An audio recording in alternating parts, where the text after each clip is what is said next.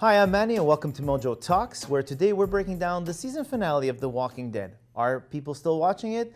I can tell you for sure that there's 2 people in the office still watching it, and they are with me today. I'd like to introduce Matt, the adequate host of the Cinephiles, and Mike, the host of Nothing. I'm nailing it. I nailed that. So guys, Walking Dead Season 8 has come to a wrap. It's been a long and kind of like exciting trip to it. Arduous journey. So what are our thoughts? What are we thinking? Let's do a quick little recap of the season. Very quick though. Do you want to start this off? Sure. Oh my Sure, God. I'll start it off. Lots to talk about. So I was super pumped with the end of season 7, where the Alexandrians they come together with the kingdom and all them, and they fight back against Negan. Negan gets in his truck and he's like, and he drives away. Flips the bird. He flips the bird, which is classic Negan, and then he has all of his troops, and he's like, "We're going to war, boys!" And you're like, "Oh man, they're gonna murder the Alexandrians. There's no way. They're outnumbered like 10-1." The season starts. The good guys are winning. They're winning. They trap him in his little house there. They shoot the windows. Everyone's like, "Ah, broken glass," or whatever they're doing inside. It just drags. It was just to postpone everything, so it's a drag. And the season was 16 episodes, 2 of 8 and 8. I think it should have been more condensed, but they're not going to do that. It could have been like Netflix, where it's 10 episodes and you binge it. If you binge these 16 episodes, you're sleeping. Matt, Until your it wakes thoughts? you up.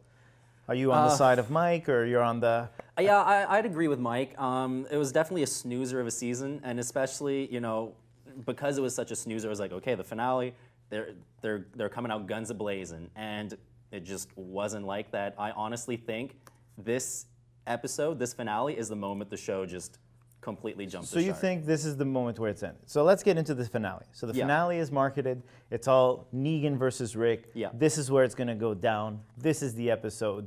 Everybody, cancel your Sunday plans, stay in. Yeah. So for me, Rick has become kind of like a likable, terrible character. It's like you understand him, but it's like, why are you making all these stupid decisions now? Like, clean your act up. Yeah. And Negan's become a bit the comedic relief. Like they give him these terrible dialogue, these horrible one-liners, which Jeffrey D. Morgan, you execute beautifully. They're pretty damn Props good, to you for giving good, making good it deliveries. good. Yeah. But was this episode what you were waiting for? Was this like, I'm satisfied, I can't wait? I definitely say no. Mike? No.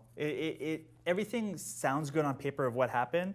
It was kind of built up to be kind of a Battle of the Bastards from Game of Thrones, which was epic in every way. And it was just full flat. It was totally flat. Where they're at the bottom of the hill, they're surrounded. Then there's like that last minute save, and you're like, oh, what happened? And nobody dies, which is really surprising. This show is all about characters dying. They didn't kill anyone for the finale? What the heck?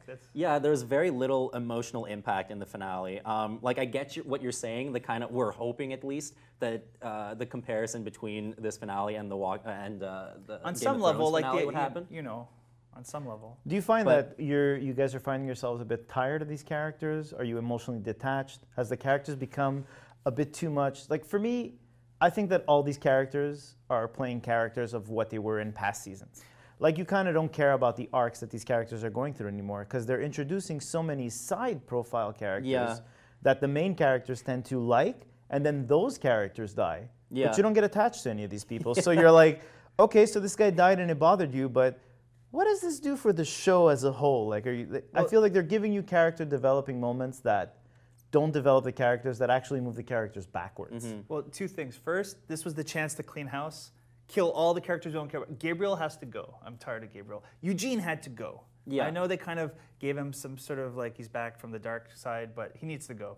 A lot of these characters need to go. Make it a tighter show, right? And the ones that are there, they keep going in circles. Morgan, for example, life is sacred. I kill everybody with my stick. I slash their throats for no reason when they're giving up. Life is sacred. Like it keeps going back and forth. That where else can he go? I don't care. Mm-hmm. Go. Well, where else we could go is Fear the Walking Dead, which is another mess of a story. Yeah. We're not going to get into that exactly, but they tried to do like a expanded universe where like they kind of trail off. We had some cameos from the. But he's still doing the circle thing. He's like, I don't want to be around people. I got to be around people. I don't want to be around people. So I'm on another show. I'm around people. That's great. So basically, they took a bad character and put him in a bad show. So now we completely don't care about the lead Fear the too, Walking Dead. And he's the lead now. It seems like Well, I'm going to be honest with you guys. I don't watch Fear the Walking Dead because it's terrible. And let's move on. So the show comes to an end. Yeah. and something interesting happens within the main characters. So Right, it I'll goes- leave that off to you. What do you guys think? I think it went from a build-up to all-out war, and like the posters were more exciting than the actual war. You know, where they're all like with the Yeah. mean faces. Yeah. All-out war, and now it's civil war, right? They got 3 characters. They got Maggie, Jesus, and Daryl, and they're plotting against Rick, which doesn't make sense. Well, it makes sense for Maggie because of what happened to Glenn. Daryl was a prisoner, so it kind of makes sense for him. Jesus, there's no reason Jesus would be at the table. Jesus would be talking. Made think- no sense to me. The reason why they're bringing in Jesus, I think, is because he's rapidly becoming one of the favorites. Like fans kind of just like him.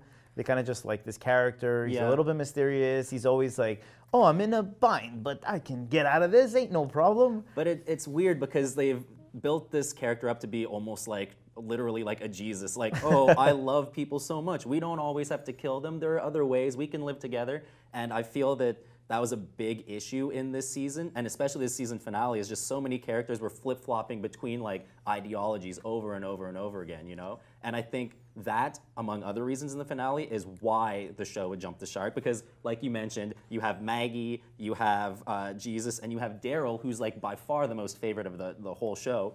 They're like plotting what some would say like murder against Rick and Michonne because they let Negan live, and I just feel like, yes, I agree that having this Civil War thing kind of makes sense just so that the show goes in a different direction. Which I like. But the fact that these guys are such a tight-knit family, like literally they're a family now, but now you have these 3 guys who are going to potentially kill the leader who helped you through this whole thing through 8 that's seasons. a huge problem I have with The Walking Dead, is these back and forth kind of like disgusting character development moments, right? Yeah. So you have Rick, who's been almost like a brother to Daryl throughout the whole show, and he's like, "You're my real brother, I feel it, yeah, we have a crazy cool bond." And then you have Maggie, who has kind of always looked up to Rick after she lost her father, and he's like, "Okay, Rick is gonna steer us in the right way." Yep. I get it, you lost Glenn. And Daryl, you know, it's like, I get it, you were tortured, I understand these things. Yeah. But I doubt them going up against Rick justifies a good development of their characters. I'm Yeah. not some kind of like, you know, like crazy writer, but I just find like that for me was like the final nail in the coffin, because I'm like, I'll give the season finale a chance. Maybe Yeah. it'll get me back into the show. But when I saw that, I'm like, oh, so out of nowhere, we're just going against Rick, right? Yeah. Okay, cool, that's fine.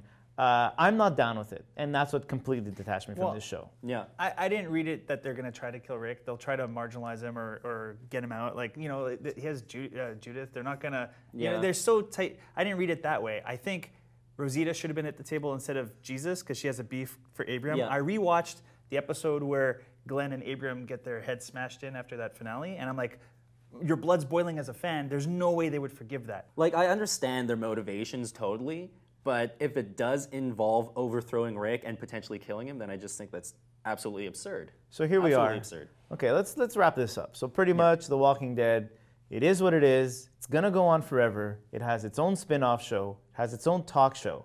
Season Yes. 9, I'm completely detached. I gave season 8 a chance. I gave the finale a chance. I'm gone. I'm out. Here's my question to you guys. Are you guys still in? Because you're only going to have yourselves to talk about it with. So This you is guys got to true. figure out. So either you guys stay on it Can together. I host that? Can I host that? I'm gonna- As much as I don't agree with this kind of Civil War thing, I do feel it's like a very fresh take on the story, because it's not like, oh, new group finds their home and tries to steal it, you know? So it's like a nice fresh take on it.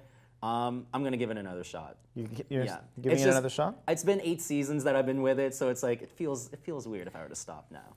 You know, it's long in the tooth. It's the 8th season, but I could give it one more season. If they go on more than one season, I'm out. Have one season where they're trying to rebuild, make all their windmills and all that stuff, deal with the Negan thing, deal with the Rick thing and how, you know, they don't agree with him. I'll keep watching. I have my cable box, so. So you're committed. You're AMC all the way. Commit me. You're kind of like, I'm in it now. We're going to keep going. And I'm out. Guys, thanks a lot for coming on. Make sure you catch the Cinephiles Extended Cut that posts Fridays. And Mike always watches TV, so he'll be on a bunch of these. And I'm Manny. So thanks a lot for joining us, and we'll see you next time.